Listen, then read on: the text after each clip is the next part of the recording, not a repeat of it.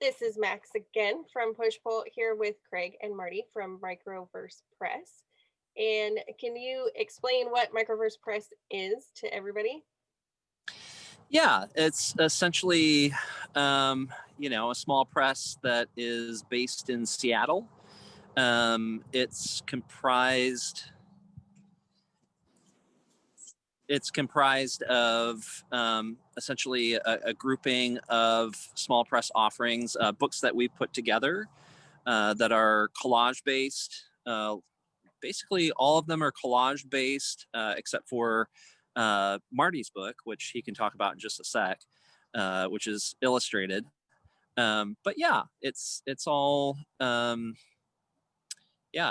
essentially hand done, analog, mostly analog collaboration. So between myself and Marty here, Tim Manthe, and a few other people. So, yep, that's what it is. Yeah, I don't know. I guess we just have a spirit of collaboration that we want to focus on.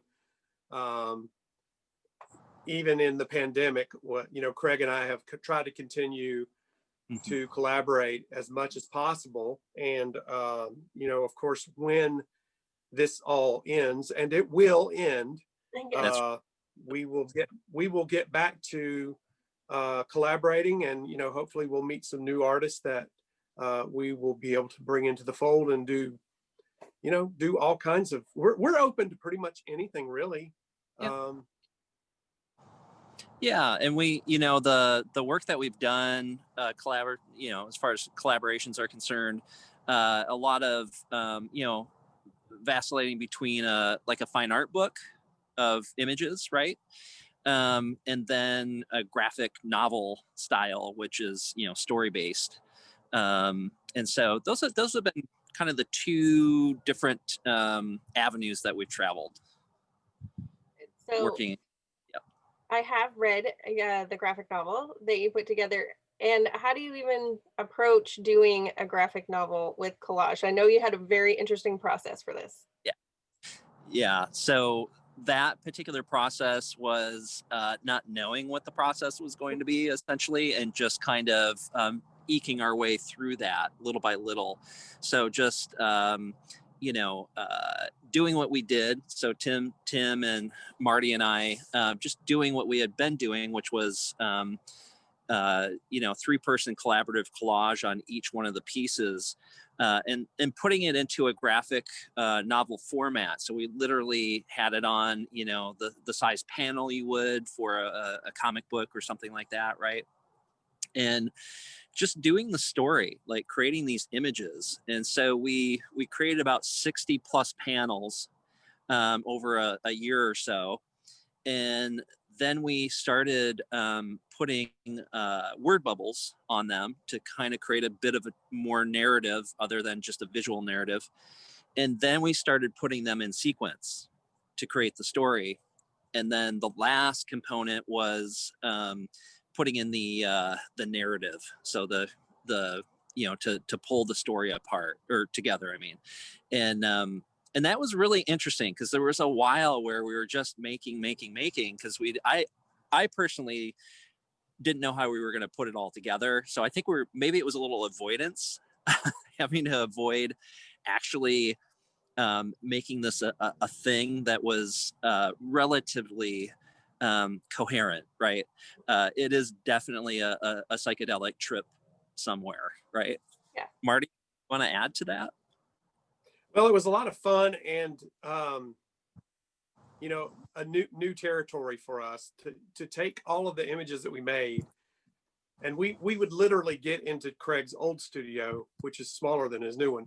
And we would literally put images around the room and we'd try to put them into an order that we thought would make an interesting story. And then we would work from there and try to come up with the word balloons were already there. But then we were trying to come up with a script, almost Marvel style, because in the old days, Marvel would draw all the pictures. They would do a loose plot, but then they would draw all the pictures first, and then they would go back in and the writer would fill in all the stuff. And so basically we were kind of doing it that way. And you know, I had done some writing in the past, so that was not too uncomfortable for me, but just I don't know. It's amazing to me, the story that came out of it. Yeah. And it is trippy and it is weird and it is psychedelic, but that's the way we wanted it, and it's a lot of fun. Yeah, and I remember some writing sessions. We'd go to different coffee shops and things like that too, and you know, Tim and I would be sitting there just kind of blah blah blah blah blah like that, you know, and Marty's like, okay, so is this what you're really saying? And he would just really pull it together because of his script writing in the past. He used to write, Marty used to write theater a little bit. Yeah, we would get into a room, and just like we did, everybody else would talk, and I wasn't always the person on the typewriter, but usually I was, or computer.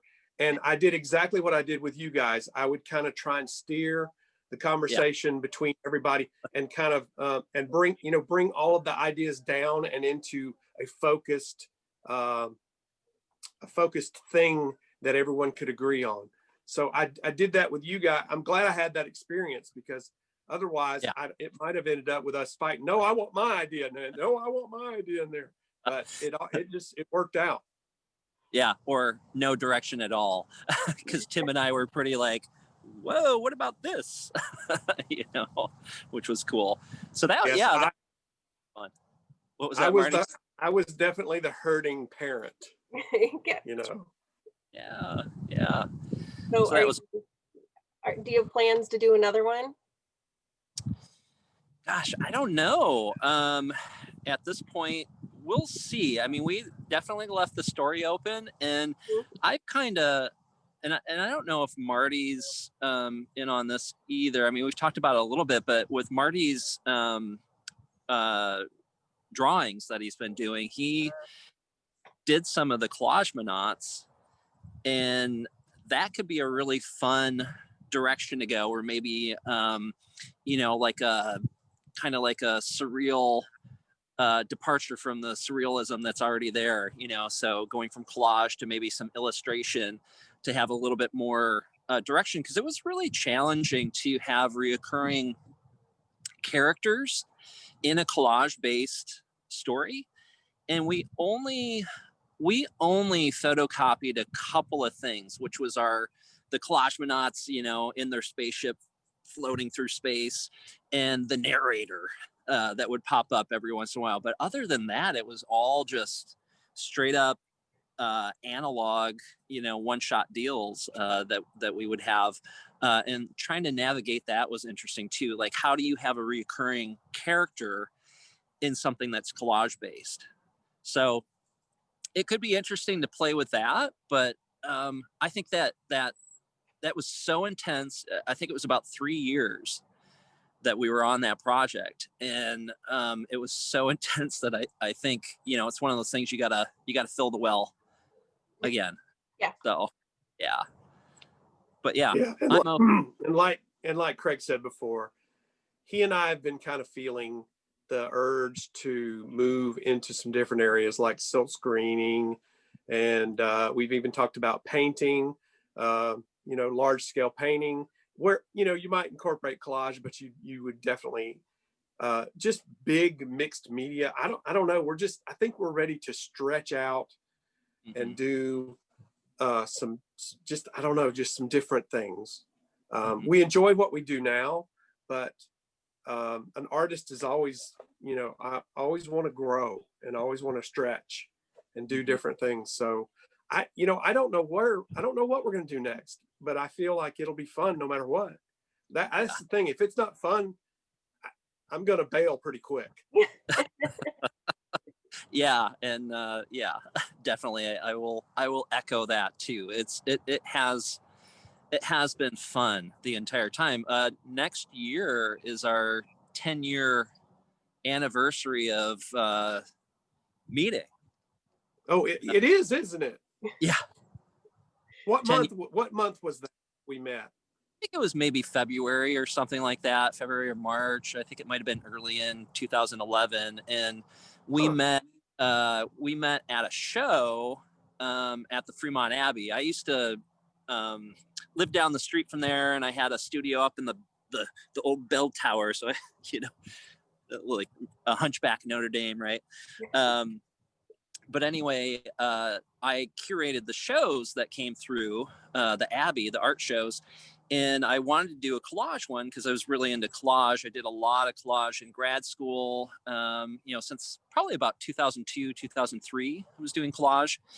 And anyway, but I wanted to do the show, and I got Marty on board, and I think maybe one other person. I'm like, I don't really know a lot of collage artists. And Marty said, "Oh, I know some," and he basically booked the show.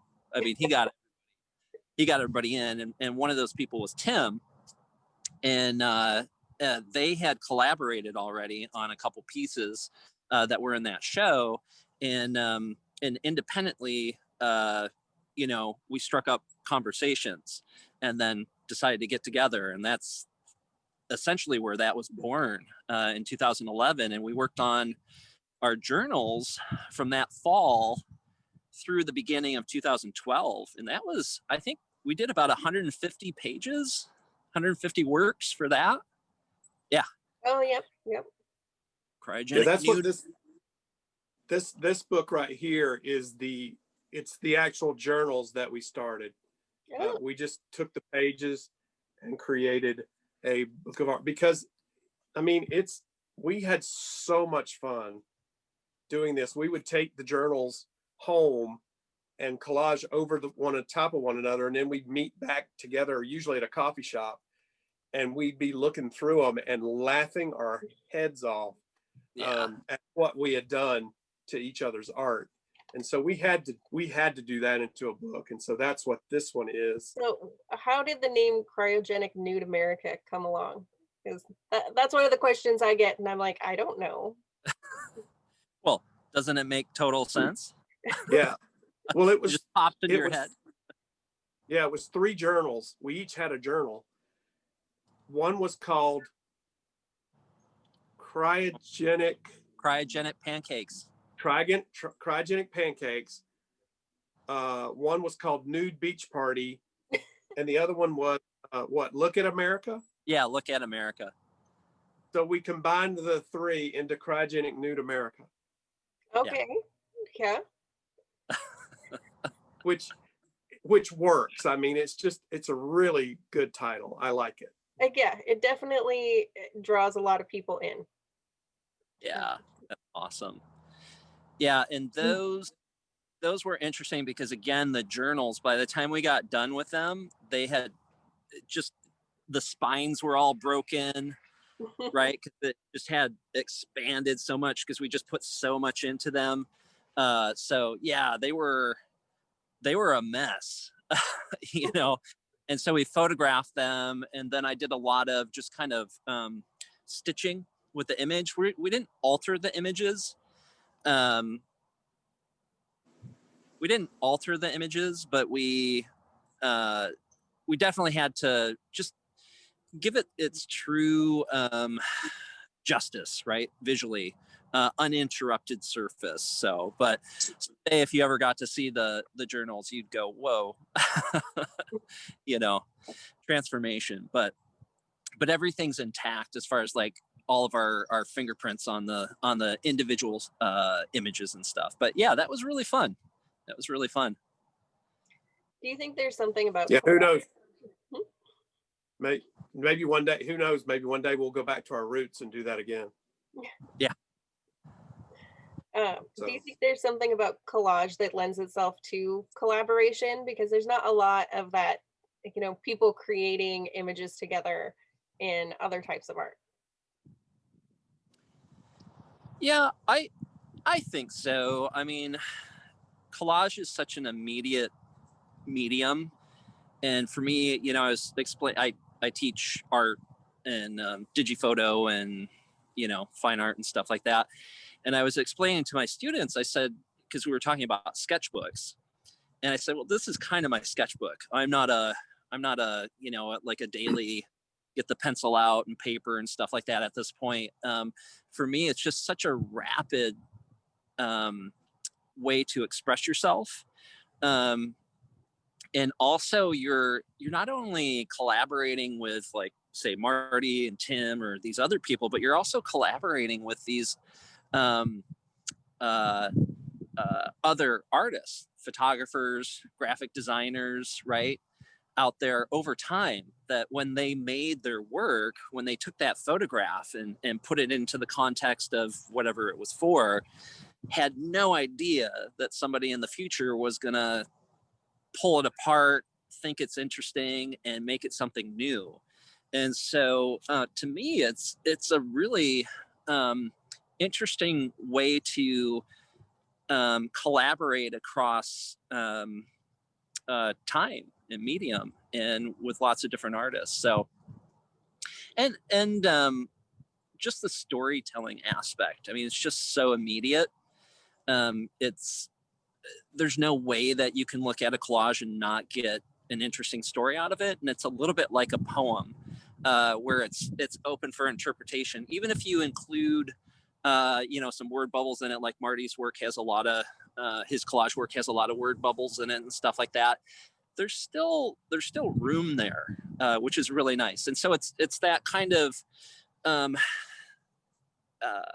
rapid image making that comes from a history of painting, right, and things like that, but really brought into the modern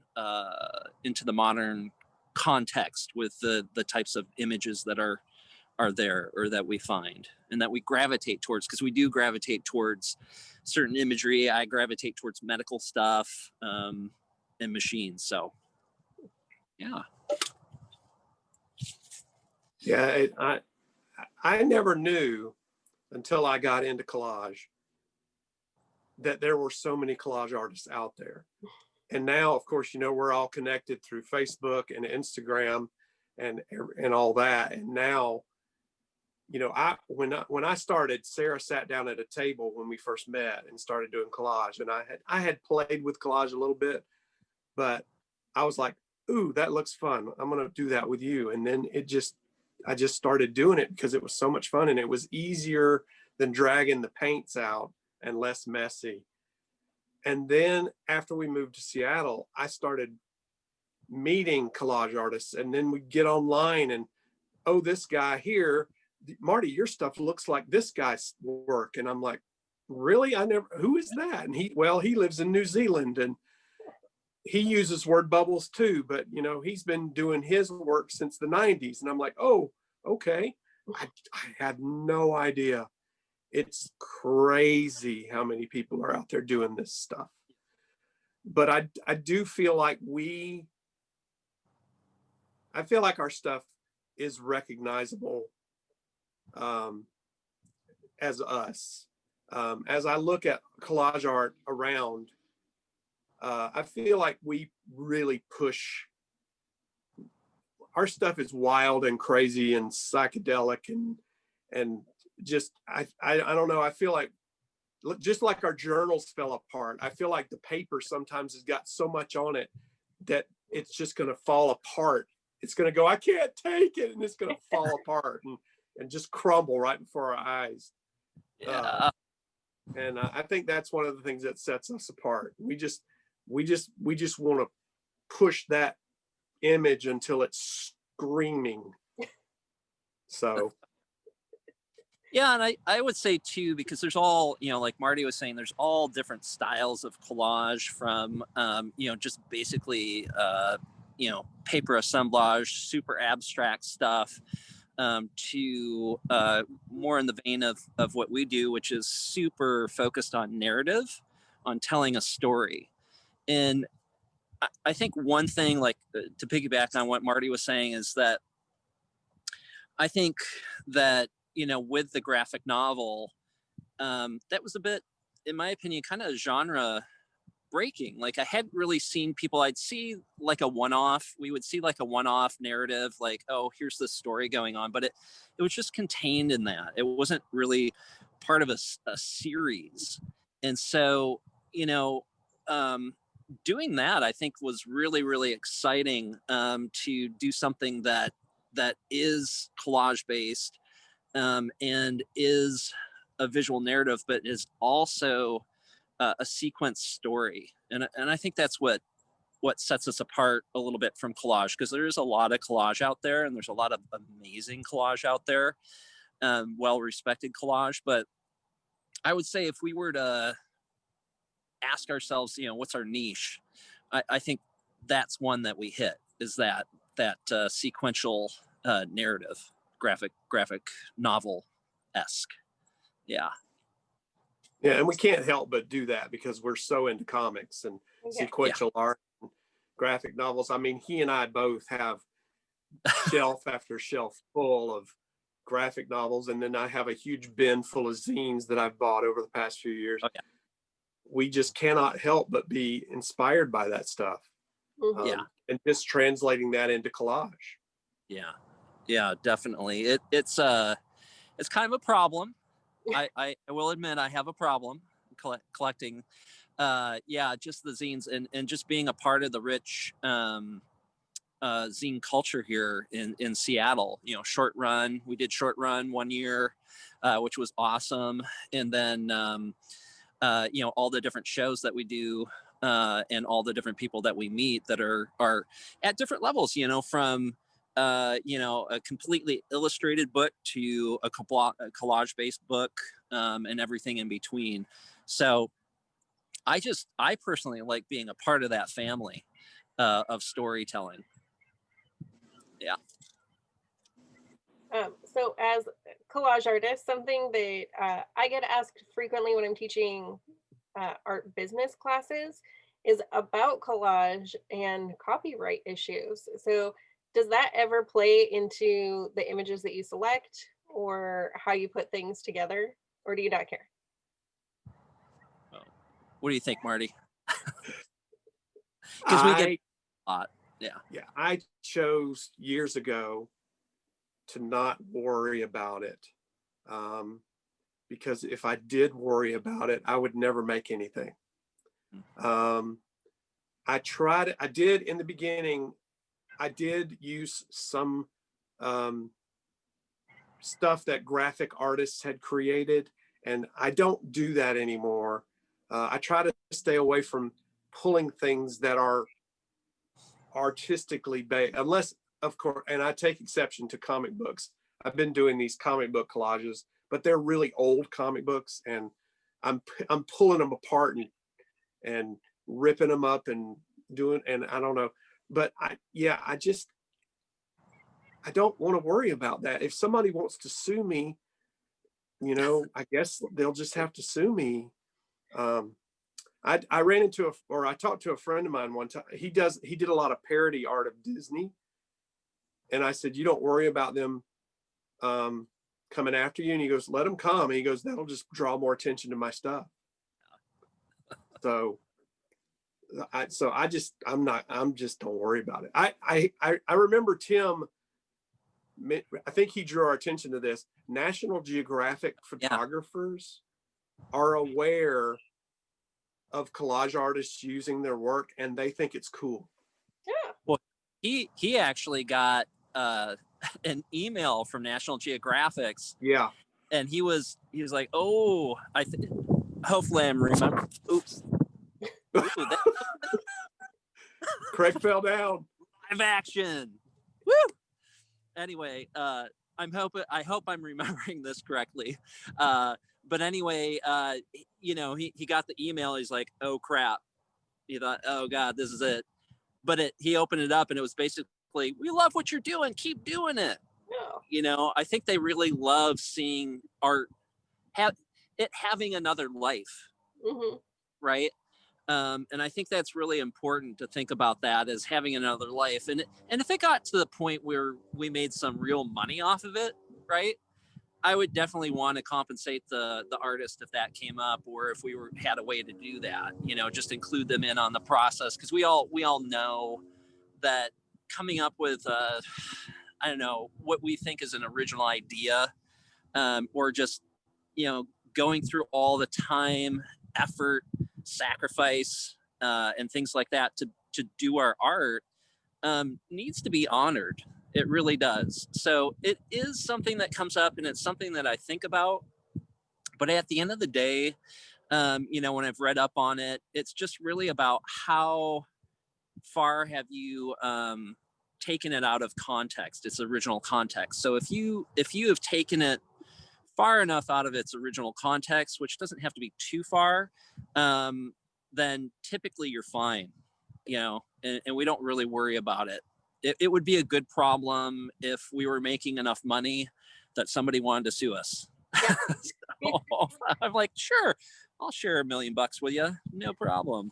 Yeah. But yeah, I think, you know, really quickly, I think about Warhol's famous the flower picture that he got sued over. That to me, it's like, I don't know. I mean, with hindsight, it's like, well, at the time, right, very innovative, but now it's like, wow, couldn't you have found just like, couldn't you taken a flower picture? I mean, was it that special? But maybe it was. Yeah. But that's the thing. Yeah, if somebody needs to be honored and respected, that definitely needs to be in the cards. So I would do that, but I don't worry about it. So, sort of a wrap up of, if you could give tips to budding collage artists or zinesters out there, what would you tell them? My God, just have fun. Just have fun. Just do it. Just have fun. You know, try to search, at least just try to search for things that could, you know, publications that are unique. Like look in those out of the way corners, right? Those thrift stores that are, you know, in the seaside towns on the coast here or whatever, and just kind of dig deep, right? And see what you can find out there, because that's part of the fun is going on that treasure hunt, right, for images and finding something really special, something unique, something you don't see everywhere every day, and giving it a new life. Yeah, just have fun. Yeah, I agree 100%. If it's not fun, you know, I typically don't do it. But the one thing I would say is, whether you're doing a collage or a zine or whatever, is just do it. So many times I sit at my art table and I freeze up because I'm like, I don't know what to do. But it's if you're going to be doing collage, it's just collage. It's just cutting out pictures and gluing them down. Just start cutting things out and putting them down. If you get excited about it and want to continue, then you can start worrying about archival materials and the proper knife or scissors to use, or the proper glues, or, you know, this, that, and the other. But don't worry about that at the beginning. Just cut stuff out and glue it. Just draw. That's how I got started drawing my monsters. Was I got bored with collage. And I used to draw cartoons when I was a kid and even beyond that. And I just got bored with collage. So I started drawing a monster a day, because I couldn't think of anything else to draw. I didn't have a story I wanted to tell. I just wanted to draw. So I started drawing these monsters, and I did one a day for about 2 or 3 years. And so they're in this book right here, which is also available. I think that's the only non-collage book that we have available right now. But who knows? One day we may have many other non-collage books to offer as well, because we're open to working with artists of all types. Yeah, I think we lost Craig. Yes, we lost Craig out in the woods somewhere. Hopefully he's not really lost. Well, we'll send out a search party later if it is true that he's lost. Yeah. But thank you, and I will send a thank you to Craig for joining me today. And I look forward to seeing what else Microverse Press comes up with. Thank you. Thanks for talking to us today, and we're excited about everything that Push Pull has coming up, and especially the Zine Fest.